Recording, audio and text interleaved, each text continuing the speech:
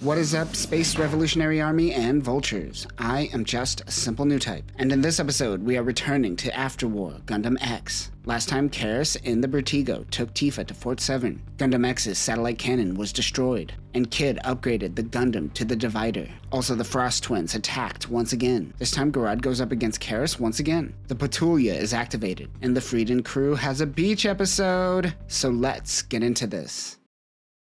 Garad makes it to the battlefield to help with Witz and Roy. He rushes in to use Divider for the first time, but ends up tripping. Kid tells Garad to use the Divider. He rides the shield and gets a direct hit on both Shagia and Orba. They didn't expect this upgrade from GX, so they decide to retreat for now. But Orba's Prido can't handle it. Garad uses the Harmonica Cannon. Shagia pushes Orba out of the way and his Versago is hit. Asteron grabs Versago and they bail. Karis tests Tifa's brainwaves and are amazed. Garad is running simulations. The girls hear rumors of Vulture interference and think it is media manipulation. 3 days have passed as Garad continues with the simulator. While relaxing, Bro is clenching his teeth and fists like he did too much cocaine. He just can't handle not living up to the power of a Newtype. They see Tifa in the newspaper, and Garad runs off in a buggy. Jamil lets him go. He thinks he now knows his limitations, and Neil wants to meet with Mayor Namoa of Fort 7. She delivers her a picture which causes him to summon her immediately. Meanwhile, Garad is sneaking into Fort 7 to find Tifa. Monocle Man meets with Anil. The photo is of him, another man, and a mobile suit. The other man is named Narda L, Anil's father. The mayor feels indebted to her for her father. She tells him she wants the GX pilot, and Neil wants to see their secret project. He takes her to see the Patulia. This was used in Operation Lilac during the 7th Space War.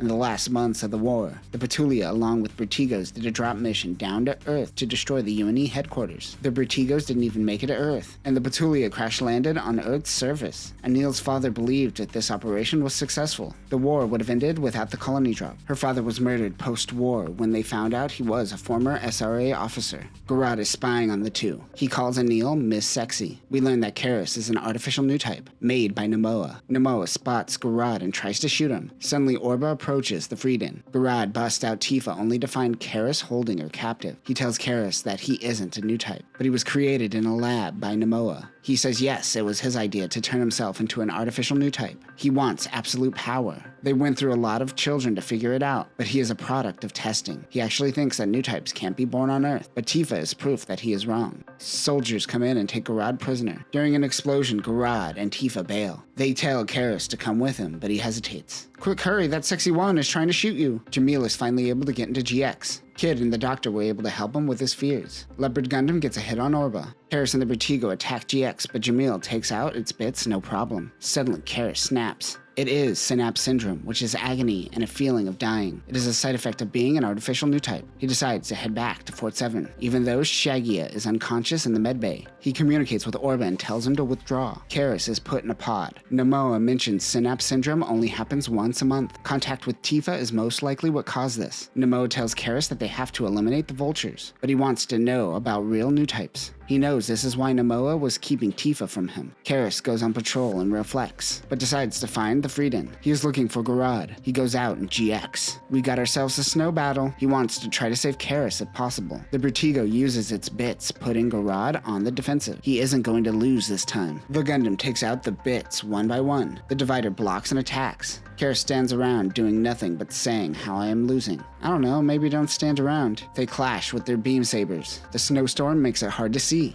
Garad takes out the Vertigo. Karis pulls out a gun, waiting for Garad to open up the hatch, but he empties the chamber. Garad sees this and shoots with the real bullets. He is surprised when bullets do their job properly. The doctor is able to save Karis from his injury, just as Karis falls back into the hands of the Frieden crew. Namoa has finally got the Patulia up and running. Anil will bring Karis back. Karis tries to escape from the Frieden. Tifa joins Garad as they chase. The artificial Newtype tries to live out the male fantasy of bleeding out in the snow. Garad tells him that he doesn't have to fight anymore.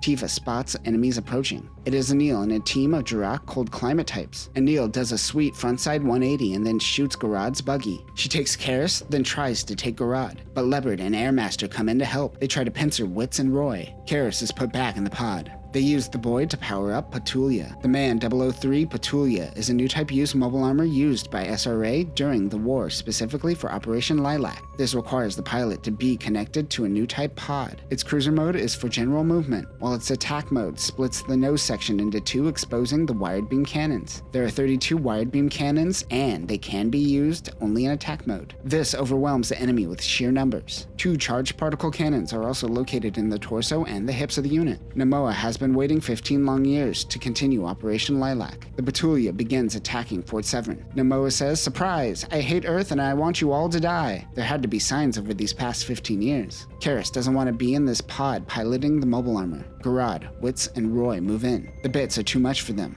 Tifa could hear the voice of Karis. He feels like his mind is slipping away. Fighting isn't going to work. Garad tries to talk to him and convince him to stop fighting. He stops for a moment only to attack again. Luckily, Jamil in the Vertigo saves Garad. "This is my mobile suit now." Also, Anil and Namoa are on board the Patulia with Karis in his pod. GX fires the harmonica cannon and makes a hole for him to fly into. Namoa goes insane and tries to kill Anil. She flees while Garad grabs Karis' pod. Without the new type, Patulia falls out of the sky. The Frost twins watch. They too are looking for new types, but have no use with artificial ones. One thing that Orba brings up in this moment is that their type of new type power doesn't work with the flash system. Karis decides to return to Fort Severn and help rebuild to atone for his sins. Roy and Witz are given some time off and to take leave from the Freedom. The two go their separate ways on different adventures. Roy goes to hand out roses to all his bitches. He keeps their number just in case, but he's a man who will never commit. Meanwhile, Witz is visiting the grave of his father. He says, "Check out my gold." He runs into his younger sisters, Cordell and Saela. While traveling through town, they run into a Dotris tank. The DT-6800 Dotris tank is a restored Dotris top with a tank bottom. This was restored using junk parts by the Vultures and wasn't created by the UNE. It is equipped with 2 5-barrel Gatling guns. The town chipped in to buy it for the community. He finally visits his mother and brother.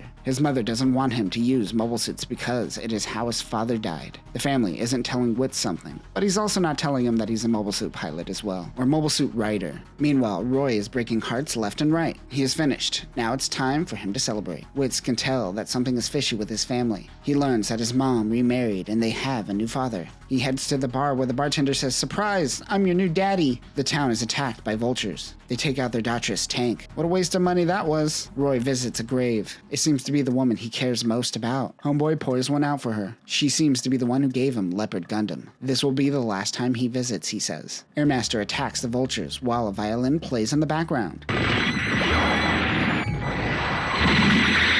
The score of this episode gets really avant-garde, and I don't think that was intentional. Witz gets the vultures to retreat. He gives his mom the gold without saying goodbye. Witz and Roy meet back up before returning to the Freedom. Tifa hears someone calling her, then suddenly lights emit. This was all a dream. She wakes up and paints what she saw. The Freedom crew are getting their hands on some Dotrises. So you're telling me they have full catering lunch every day? They mention Witz and Roy go out to eat every day. So someone is doing catering on the daily. I bet it's Shingo. The adults tease Garad, wondering if he is making progress with Tifa. Roy gets serious and tells Garad to act before it's too late. Garad walks into Tifa's room to find her passed out. She wakes up and tells the crew to head to San Lucas Coast. Roy gives everyone bathing suits as gifts. He says they are doing a beach episode. He says he doesn't know if he got the measurements right though. But he did because he knows. He knows. Jamil tells them not to go into the ocean and to watch out for orcs. There are those who make homes on the oceans and become sea vultures. Life has evolved on the seas post-war, but they too struggle from terrorists, which they label orcs. Kid Salsamil is making sure GX could be used in the water. It's time for some beach. Tanya tells Garad to check out my butt while everyone is having a good time. Tifa takes a boat out on her own.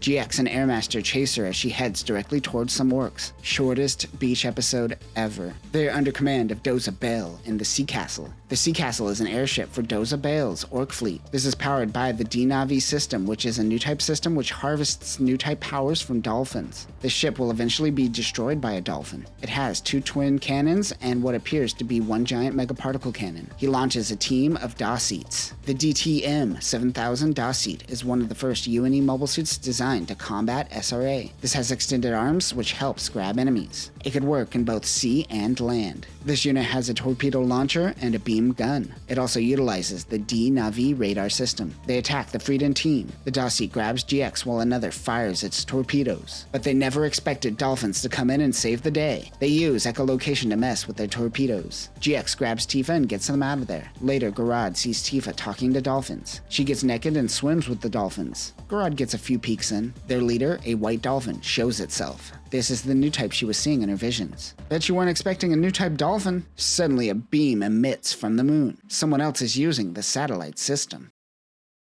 And that will do it for this episode. I always tell people who start this series to at least try to make it to the part with the new type dolphins. You're either on board or you're not at that point. Next time, the Freedom continues its adventures on the sea. Doza captures the white dolphin, and the team captures the D-Navi system. But that will do it for now, new types. Remember, always look at your female coworkers so you know what their measurements are. It definitely won't get you into trouble.